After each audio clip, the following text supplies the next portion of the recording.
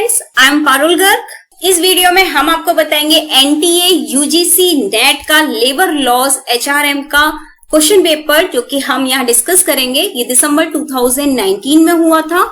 और इसके साथ साथ फ्रेंड्स, मैं आपको ये भी बता दूं कि जून जुलाई 2020 में जो एग्जाम नेट के होने वाले हैं, उनकी एप्लीकेशन फॉर्म फिल करने की डेट एक्सटेंड हो गई है, जो कि है 31 मई 2020।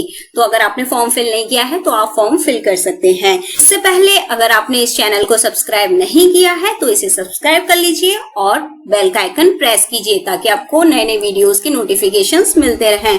तो चलिए हम स्टार्ट करते हैं। जो लास्ट पेपर में फर्स्ट क्वेश्चन आया था वो था, given below are some of the provisions laid down under the Factories Act 1948 in list 1 and number of workers that should be working in a factory given in list 2 for providing those facilities। ठीक है, यहाँ दो list दी गई हैं, list 1 और list 2। इसके अंदर provisions और नंबर ऑफ वर्कर्स दिए गए हैं, जो कि हमें मैच करने हैं। तो वन बाय वन सबको देख लेते हैं। फर्स्ट है cool drinking water, second welfare officer, then third shelter room and fourth is safety officer. तो ये देख लेते हैं कूल ड्रिंकिंग वाटर के लिए कितने नंबर ऑफ वर्कर्स की नीड होती है। तो कूल ड्रिंकिंग वाटर, अगर आपने फैक्ट्रीज एक्ट 1948 पढ़ा है तो हमें मालूम है इसका आंसर कि कूल ड्रिंकिंग वाटर के लिए मोर देन 250 वर्कर्स होने चाहिए, तभी वहां फैसिलिटी अवेलेबल होगी। देन वेलफेयर ऑफिसर के लिए 500 और मोर पीपल होने चाहिए। तो हम यहाँ चेक कर लेते हैं कौन सा ऑप्शन होगा। तो ए का हमारा फोर्थ और बी का थर्ड है, तो ऑब्वियसली इसका आंसर थर्ड होगा, क्योंकि शेल्टर रूम के लिए चाहिए होते हैं 150, मोर देन 150, और सेफ्टी ऑफिसर के लिए 1000 और मोर नंबर ऑफ वर्कर्स होने चाहिए। तो इसका आंसर है थर्ड। चलिए अब सेकंड क्वेश्चन की बात करते हैं, that is match list 1 with list 2। List 1 में हमें परफॉर्मेंस अप्रेजल के मेथड्स दिए गए हैं और लिस्ट 2 में उनका डिस्क्रिप्शन दिया गया है। इसको हमें मैच करना है। तो first is alternation ranking method. Alternation ranking method क्या होता है? जिसमें एम्प्लॉइज को रैंक किया जाता है कि बेस्ट टू बर्स्ट, मीन्स जो ज्यादा अच्छा है उसको ऊपर रखा जाएगा और जो बेकार है, उससे कम है, तो उसे लोएस्ट कैटेगरी में रखा जाता है। तो उसके अकॉर्डिंग उसे रैंक किया जाता है। सेकंड है पेयर कंपैरिजन मेथड। इसमें क्या होता है कि एम्प्लॉइज के पेयर बनाए जाते हैं और उन पेयर्स के अकॉर्डिंग ये देखा जाता है कि किस पेयर में कौन सा बेटर एम्प्लॉय है। थर्ड है बिहेवियरली एंकर्ड रेटिंग स्केल। इसमें क्या होता है कि ऑर्गेनाइजेशन में किसी भी पर्टिकुलर इंसिडेंट को ले लिया जाता है और उसके बेस पर एम्प्लॉय के बिहेवियर की स्टडी की जाती है। फॉर एग्जाम्पल, जैसे ऑर्गेनाइजेशन में ले लिया कि एक एम्प्लॉय को कस्टमर से डील करना है। अब वो कस्टमर से कैसे डील करता है? सिर्फ जो भी उनकी प्रॉब्लम है उसे सॉर्ट आउट कर देता है, तो उस कंडीशन में उसको रैंक किया जाएगा। या फिर वो कस्टमर से पहले पूछ रहा है कि कैसे हैं आप, किस तरह की आपकी प्रॉब्लम है, फिर सॉल्यूशन के बाद भी उसको पोस्ट सर्विस दे रहा है, तो उसको रैंकिंग ज्यादा की जाएगी। जैसे स्टार देते हैं ना, कोई भी चीज आप खरीदते हैं, आपको कम अच्छी लगी, आपने कम रेट किए, कम स्टार दिए, आपको ज्यादा अच्छी लगी, आपने ज्यादा स्टार दिए, उसी के अकॉर्डिंग ये रेट किया जाता है। Now fourth is critical incident method. इसमें क्या होता है कि एम्प्लॉइज के डिफरेंट बिहेवियर को रिकॉर्ड किया जाता है।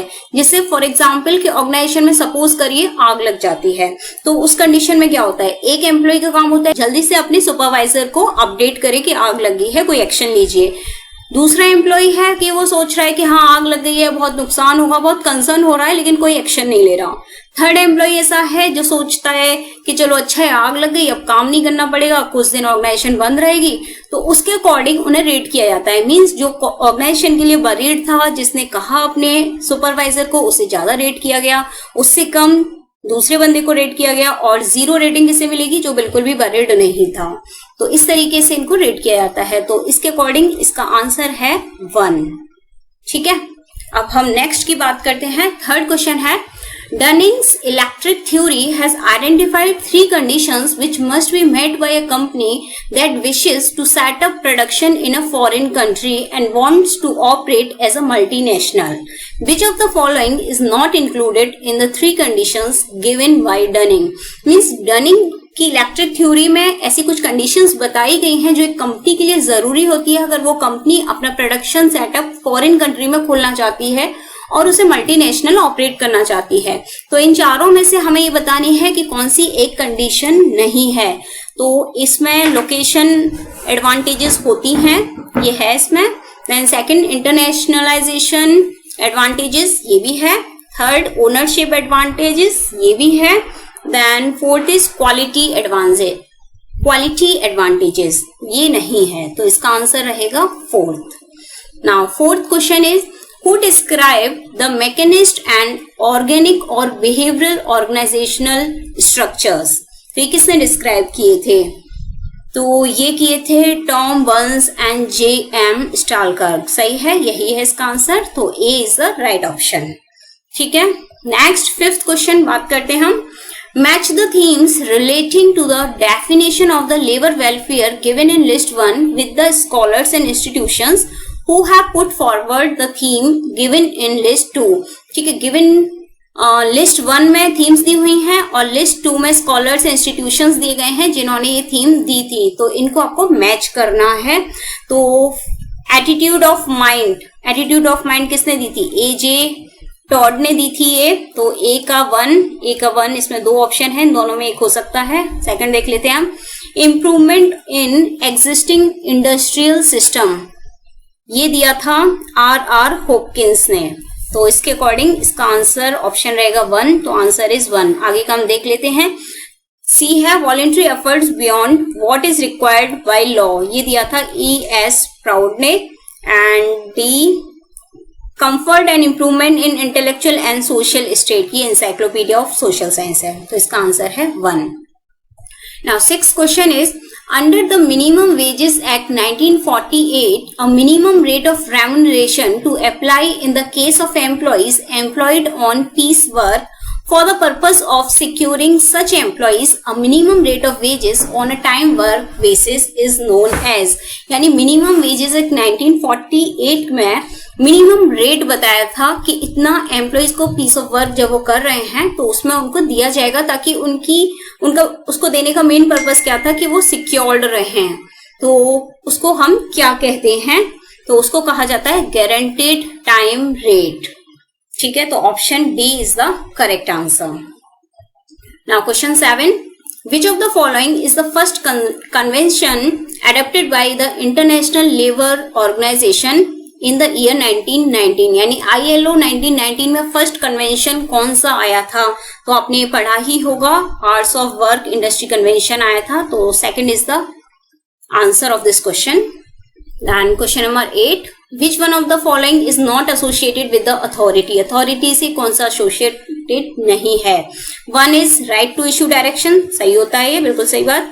Obligation to perform the assign task, नहीं, ये एम्प्लॉइज का काम होता है, एम्प्लॉयर का काम नहीं होता, तो सेकंड इसका ऑप्शन नहीं है। Delegated from superior to subordinates, बिल्कुल सही बात है। Flows from top to bottom, कि जो भी वो इन्फॉर्मेशन देते हैं या ऑर्डर देते हैं वो टॉप टू बॉटम फ्लोज करता है, तो इसका राइट ऑप्शन है सेकंड। नाउ क्वेश्चन 9 की बात करते हैं।